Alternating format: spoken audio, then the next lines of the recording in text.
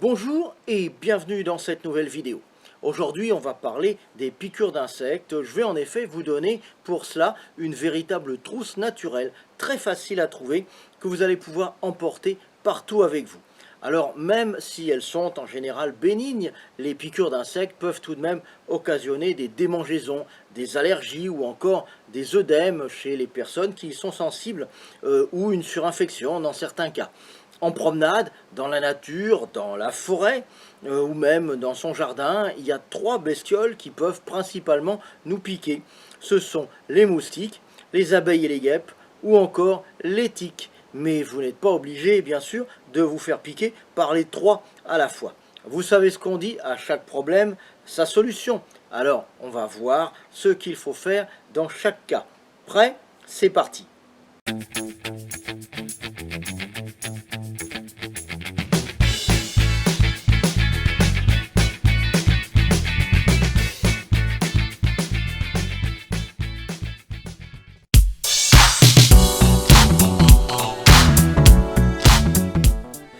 Le moustique est l'un des animaux les plus répandus sur Terre et c'est le risque de piqûre le plus fréquent. C'est normal, le moustique se nourrit de sang, c'est un vampire en quelque sorte, et vous piquer, c'est sa manière à lui de s'alimenter. Ces piqûres donnent vraiment envie de se gratter, mais risquent de se surinfecter seulement si on les gratte beaucoup. En fait, le moustique qui vous a piqué a eu l'idée généreuse de vous injecter un peu de salive antiseptique, justement pour éviter l'infection. C'est gentil, mais c'est justement elle qui va vous démanger. Si certaines personnes sont peu piquées, d'autres attirent particulièrement les moustiques. Si vous êtes dans ce cas, vous avez tout intérêt en prévention, avant ou pendant la saison des moustiques, à prendre des compléments alimentaires riches en vitamines du groupe B, évidemment toujours d'origine naturelle. Il semble en effet qu'une carence en vitamine B contribue à rendre certaines personnes absolument irrésistibles pour les moustiques. Alors, pour les moustiques, voilà ce qu'il faut absolument garder sous la main. Le produit indispensable, c'est l'huile essentielle de lavande, de préférence la lavande aspic. C'est la plus appropriée pour les piqûres, mais si vous n'avez que de la lavande vraie, la lavande fine, eh bien elle fera très bien l'affaire. On applique dilué dans un peu d'huile, par exemple l'amande douce, directement sur la piqûre, tant qu'il y a une démangeaison. Si vous n'avez pas d'huile, vous pouvez mettre une ou deux gouttes d'huile essentielle directement sur la piqûre et masser doucement. Si on veut désinfecter en plus, en prévention, eh bien on peut rajouter une goutte d'huile essentielle d'arbre à thé qu'on appelle aussi le tea tree. Le deuxième produit à utiliser, c'est du gel d'aloe vera. Il va être bien utile pour apporter une sensation fraîche et agréable. On peut l'appliquer après l'huile essentielle. Il favorisera la désinflammation et la cicatrisation de la peau. Les moustiques, c'est ce qu'il y a de plus courant et de plus banal comme piqûre, mais il peut y avoir plus grave et ça, on n'est jamais à l'abri. Ce sont les piqûres d'abeilles ou les piqûres de guêpes. C'est vrai, c'est bien plus rare, mais si ça vous est déjà arrivé, vous vous en souvenez certainement. Et si ce n'est pas le cas, je ne vous le souhaite pas, parce que ça provoque des sensations très désagréables.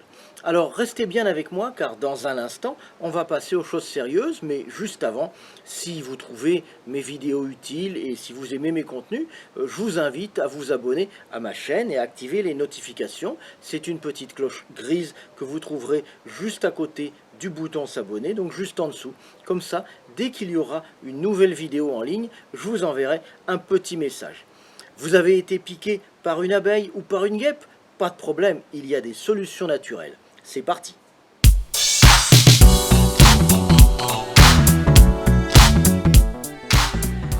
Les piqûres d'abeilles ou de guêpes, c'est particulièrement douloureux.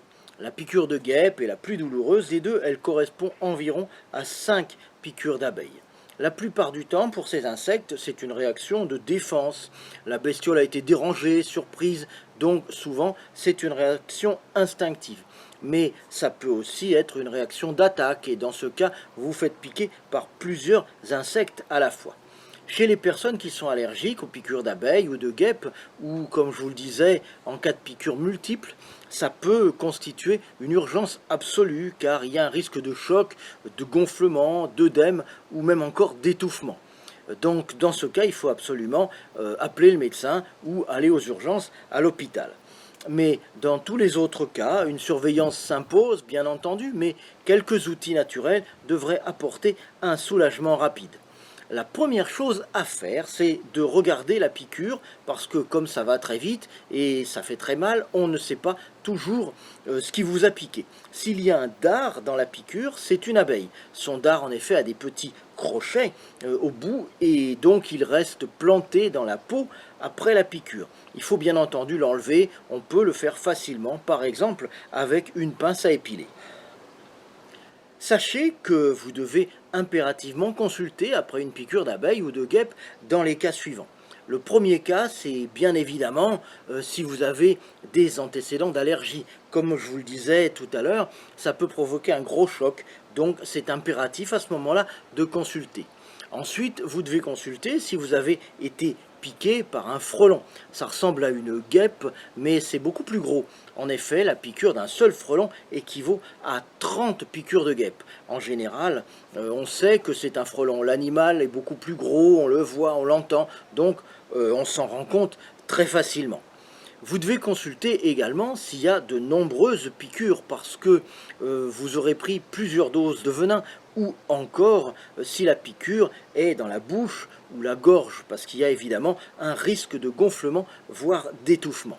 Enfin, si vous avez des symptômes comme une gêne respiratoire, l'apparition de plaques rouges ou un œdème au niveau du visage, voire un malaise, alors là aussi, il faut impérativement appeler le médecin.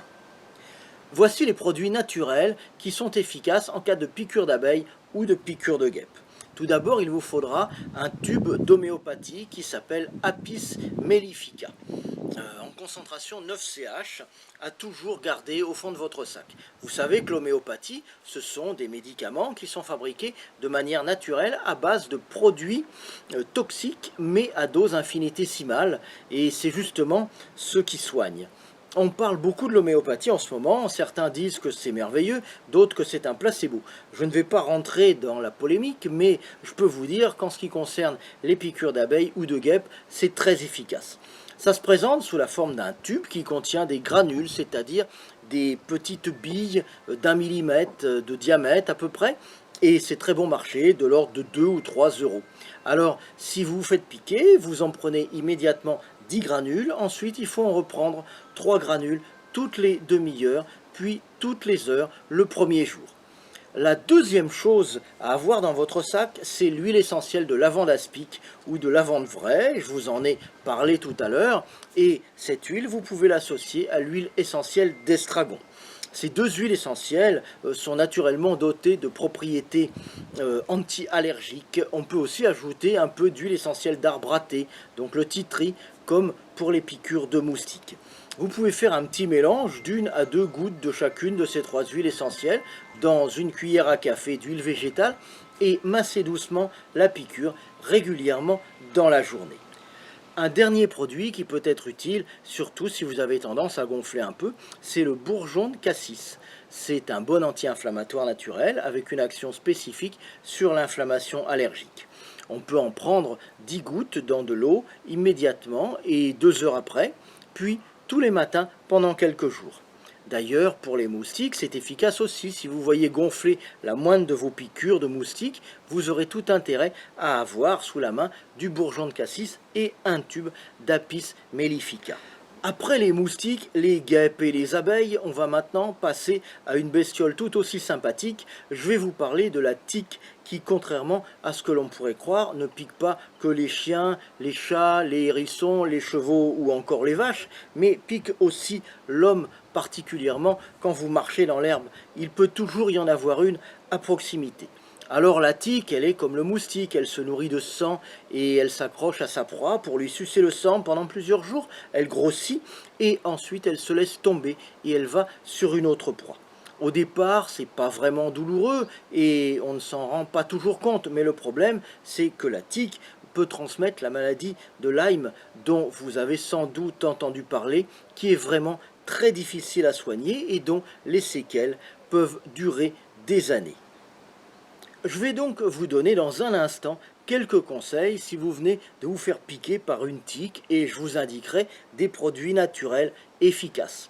Vous savez, depuis 2 ans, je publie des vidéos sur les médecines douces, la naturopathie, le bio, les huiles essentielles, la réflexologie, l'acupression et sur différentes thérapies alternatives. Bref, sur tous les bienfaits que nous offre la nature pour être en pleine forme au quotidien.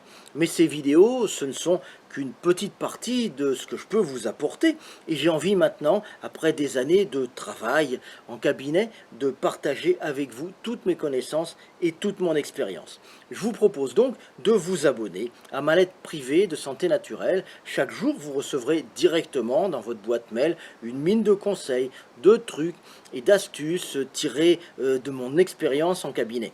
Pour vous abonner gratuitement, c'est facile, il suffit de cliquer sur le lien qui est au début de la description de cette vidéo, donc juste en dessous ou à côté, et de me laisser votre adresse mail. Et dès demain, je vous ferai parvenir votre premier exemplaire de ma lettre privée de santé naturelle. Allez, maintenant on passe aux piqûres de tiques. C'est parti! Plus fréquente au printemps et à l'automne, la piqûre de tique est redoutée par les promeneurs en forêt, surtout à cause du risque de transmission, comme je vous l'ai dit, de la maladie de Lyme. Donc, si vous vous promenez en forêt, ou même à la campagne, ou même dans votre jardin, vous n'êtes pas à l'abri, il faut toujours faire attention. Voici une liste de bons gestes à faire pour éviter ou minimiser les effets des piqûres de tiques. Tout d'abord, au retour de chaque promenade, on s'inspecte pour savoir si on n'aurait pas une tique et dans ce cas, bien entendu, on essaye de l'enlever. Il faut savoir que plus la tique est enlevée rapidement, plus le risque de contamination est faible. Pour retirer la tique, il ne faut pas appliquer d'éther parce que c'est en l'endormant qu'elle risque de recracher dans la piqûre de la salive potentiellement contaminée. On la retire proprement avec un tire-tique. Alors le tire-tique, qu'est-ce que c'est? Eh bien ça se vend en pharmacie et c'est très bon marché. C'est un petit crochet en plastique, ça ressemble à un pied de biche ou à une fourche, mais c'est tout petit. Vous passez la tête de la tique dedans, la tête de la tique est là, vous la passez dedans, ici, et vous tournez comme ça et vous l'enlevez. C'est très facile. Il ne faut pas essayer de l'enlever avec les doigts ou avec une pince à épiler parce que non seulement on risque d'en laisser une partie dans la peau, mais plus on l'agace, entre guillemets, plus elle recrachera de salive. Toute piqûre de tique doit être désinfectée de toute façon immédiatement et pour cela, vous pouvez utiliser de l'huile essentielle d'arbre à thé, le tea tree dont je vous en ai parlé. Vous en mettez 4 ou 5 gouttes sur une compresse et vous désinfectez la plaie. Ensuite, il faut surveiller la piqûre pendant plusieurs semaines parce que la plaque rouge caractéristique de la maladie de Lyme peut mettre jusqu'à 3 semaines pour apparaître. Alors si c'est le cas, il faut impérativement consulter votre médecin. Voilà, cette vidéo est terminée. Si elle vous a plu, n'hésitez pas à la liker ou à la partager. Vous pouvez également poser des questions ou laisser un commentaire juste en dessous. Je vous remercie de l'avoir regardé jusqu'au bout et je vous retrouve très vite dans une nouvelle vidéo de santé naturelle. A bientôt, bye bye.